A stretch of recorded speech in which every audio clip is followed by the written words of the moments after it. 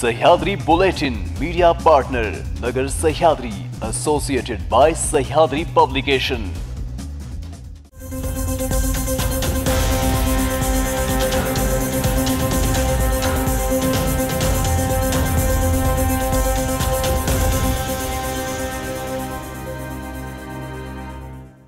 नमस्कार, मी निर्जला। न्यूज 24 सह्याद्री मध्ये तुमचं स्वागत। पाहूयात महत्त्वपूर्ण बातम्यांचा आढावा सह्याद्री बुलेटिन न्यूज मध्ये। अमृतसर येथील डॉक्टर बाबासाहेब आंबेडकर पुतळा विटंबनाच्या निषेधार्थ अकोल्यात वंचित बहुजन आघाडीने एक दिवसीय धरणे आंदोलन केले आहे। डॉक्टर बाबासाहेब आंबेडकर यांच्या पुतळ्याची विटंबना झाल्याच्या घटनेमुळे देशभरातील आंबेडकरवादी या समाजामध्ये तीव्र रोष निर्माण झाला आहे। या घटनेच्या निषेधार्थ वंचितचे अकोला जिल्हाधिकारी कार्यालयासमोर धरणे आंदोलन करण्यात आले। यावेळी वंचितचे राज्यस्तरीय व जिल्हास्तरीय पदाधिकारी तसेच कार्यकर्ते हे मोठ्या संख्येने उपस्थित होते।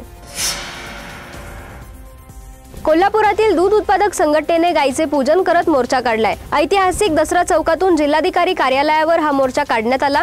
गाय दूध खरेदी दरात केली जाणारी कपात थांबवून गायीच्या दुधाला प्रति लिटर सरकारने जाहीर केलेले 7 रुपये अनुदान कायमस्वरूपी लागू करावे अशी मागणी यावेळी करण्यात आली। यावेळी दूध उत्पादक शेतकऱ्यांनी जोरदार घोषणाबाजी करत परिसर दणाणून सोडला। तर सरकारने अनुदान न दिल्यास शेतकरी उग्र आंदोलन करतील असा इशारा कोल्हापूर जिल्हा दूध उत्पादक संघटनेचे अध्यक्ष ज्योतिराम घोडके यांनी दिलाय। गेल्या अनेक दिवसांपासून बीडचे राजकारण तापले आहे। सरपंच संतोष देशमुख हत्या प्रकरण आणि खंडणी प्रकरणी धनंजय मुंडेंवर अनेक आरोप होत आहेत। या प्रकरणी अटकेत असलेल्या वाल्मिक कराड आणि धनंजय मुंडे यांचे जवळचे संबंध असल्याचा आरोप विरोधी पक्षनेते करत आहेत। यातच राजकीय कारकिर्दीतील सर्वात मोठ्या संकटात सापडलेल्या धनंजय मुंडे यांच्या मदतीसाठी भगवानगड धावून आला आहे। भगवानगडचे महंत नामदेव शास्त्री यांनी शुक्रवारी सकाळी एक पत्रकार परिषद घेत आपण धनंजय मुंडे यांच्या पाठीशी भक्कमपणे उभे आहोत असा संदेश दिला। पाटोदा रोडवर असलेल्या बाबुळगाव शिवारातील पाण्याच्या तळ्यामध्ये गुरुवारी दिनांक 30 जानेवारी रोजी सकाळी 9:15 वाजण्याच्या सुमारास विद्यार्थी आशिष काळे हा बुडाल्याची माहिती शहर पोलिसांना मिळाली आहे। पोलीस तात्काळ घटनास्थळी दाखल झाले। त्यांनी स्थानिक पोहणाऱ्या ग्रामस्थांच्या मदतीने मृतदेह बाहेर काढण्यात यश आले। बाबुळगाव येथील अभियांत्रिकी महाविद्यालयात आशिष हा प्रथम वर्ष वर्गात शिकत होता। खासगी रुग्णवाहिनीने मृतदेह शवविच्छेदनासाठी येवला उपजिल्हा रुग्णालयात हलविण्यात आलाय। दरम्यान या प्रकरणी शहर पोलिसांनी अकस्मात मृत्यूची नोंद केली असून अधिक तपास सुरू आहे। मराठा आरक्षणासाठी गेल्या 6 दिवसांपासून जालन्यातील अंतरवाली सराटीत मनोज जरांगे पाटील यांचे उपोषण सुरू होते। त्यानंतर आज मनोज जरांगे पाटील यांनी आपले उपोषण स्थगित करण्याचा निर्णय घेतला आहे। सरकारचे प्रतिनिधी म्हणून भाजप आमदार सुरेश दस यांच्या हस्ते फळांचा रस पिऊन जरांगे यांनी उपोषण स्थगित करत असल्याची घोषणा केली आहे। यावेळी त्यांनी सगळे सोयऱ्यांच्या अंमलबजावणीसाठी सरकारला वेळ लागणार असल्याचं लक्षात घेऊन त्यांना मुदत देऊ, परंतु सरकारने दगाफटका करू नये, अन्यथा आम्ही मराठे मुंबईकडे कूच करू असा इशाराही दिलाय।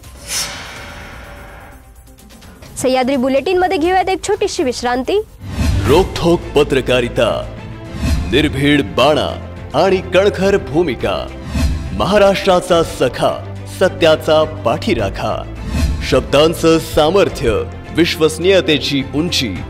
न्यूज 24 सह्याद्री। विश्रांतीनंतर तुमचं पुन्हा एकदा स्वागत। पाहूयात पुढील बातम्या। उद्धव ठाकरे आणि संजय राऊत यांनी भाजप संदर्भात नरमाईचे धोरण स्वीकारल्याचे दिसत आहे।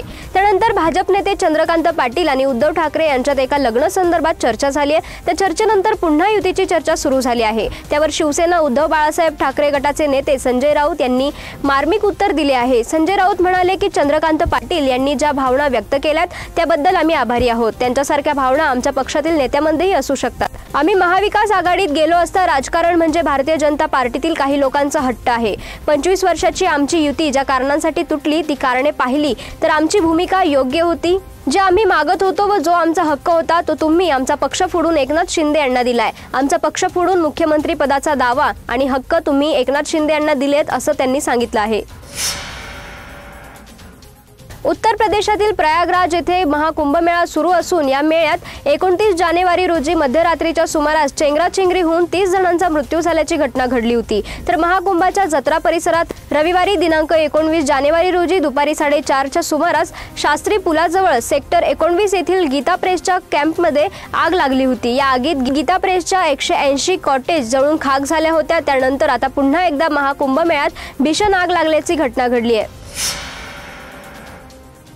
वयोवृद्ध दाम्पत्य यांचं स्वमालकीचं घर भाडेकरूकडून हडपण्याचा प्रकार लक्षात घेता सदर विषयाच्या संबंधाने शासकीय विश्रामगृह येथे आयोजित पत्रकार परिषदेतून भाडेकरूंकडून होणाऱ्या त्रासाबद्दल न्याय मिळवून देण्याची मागणी भंडारा शहरातील खात रोड मार्गावरील कृष्णनगरी येथील रहिवासी ज्येष्ठ नागरिक कांता नामदेव रेवतकर वय 72 वर्ष व पती नामदेव रेवतकर वय 76 वर्ष या दाम्पत्यांनी केली आहे। पत्रकार परिषदेत पुढे बोलताना कांता रेवतकर म्हणाल्यात, मुलाचे दिनांक 29 सप्टेंबर 2024 रोजी हृदयविकाराने निधन झाल्याने आम्ही आता निराधार झालो आहोत। आमच्याकडे उदरनिर्वाह करिता उत्पन्नाचे कोणतेही साधन नाही। भाडेकरू अधीर विश्वनाथ डहारे यांना 2 वर्षाआधी 10,000 रुपये प्रति महिन्यांप्रमाणे आम्ही आमचे घर भाड्याने दिले आहे। दरम्यानच्या कालावधीत घराचे भाडे मागील काही महिन्यांपासून दिले नाही। भाडे मागितले असता मुलाचा मृत्यू झाल्याने आधार नसल्याचे पाहून वृद्धावस्थेचा फायदा घेत तुम्हाला काय करायचे ते करा अशी धमकी देतोय।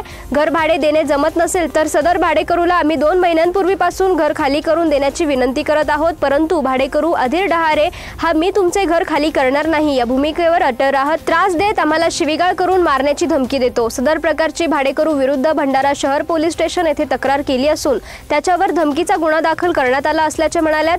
भाडेकरू अधीर डहारे याची वागणूक व त्याच्याकडून होणारा त्रास पाहता ते आमचे स्वमालकीचे घर हडपण्याचा कटकारस्थान करीत आहेत।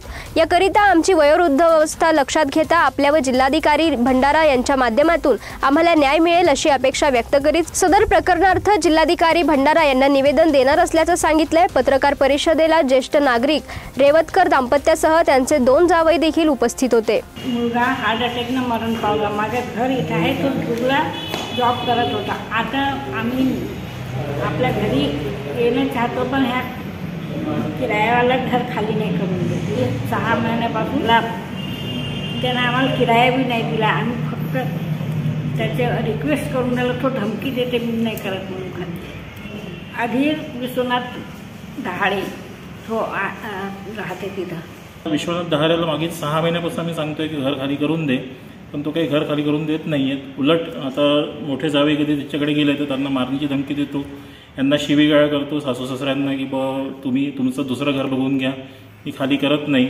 या अनुषंगाने आम्ही पोलिसांमध्ये तक्रारसुद्धा दाखल केलेली आहे। तुम्ही दोघांकडे बघता यांची कोर्टात जाण्याची काही आता म्हणजे परिस्थिती नाही आहे, आणि याचाच गैरफायदा जो आहे तो किरायदार घेतो आहे त्याला, आणि घर हडपण्याचा सुद्धा प्रयत्न करतो आहे। तो मागील 6 महिन्यापासून त्यांनी किरायासुद्धा दिलेला नाही आहे।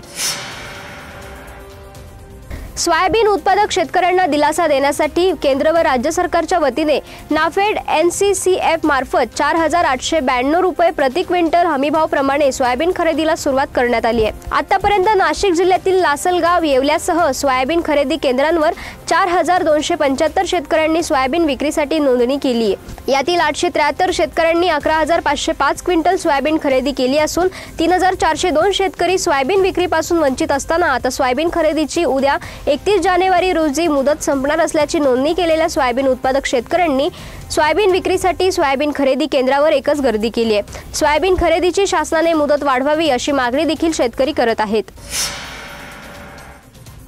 निफाड पाठोपाठ येवले तालुक्यात देखील बिबट्याचा वावर आता मोठ्या प्रमाणात आढळला असून तालुक्यातील ठाणगाव येथे सोपान शंकर शेळके यांच्या गीर गाईच्या गोठ्याजवळ एक बिबट्या कुत्र्याची शिकार करताना CCTV कॅमेऱ्यामध्ये कैद झाला आहे। या घटनेमुळे परिसरात बिबट्याची चांगलीच दहशत पसरली असून पिंजरा लावून त्वरित या बिबट्याचा बंदोबस्त करावा अशी मागणी परिसरातील शेतकऱ्यांनी केली आहे। सह्याद्री बुलेटिन मध्ये इथेच थांबतोय, मात्र तुम्ही पाहत राहा न्यूज 24 सह्याद्री।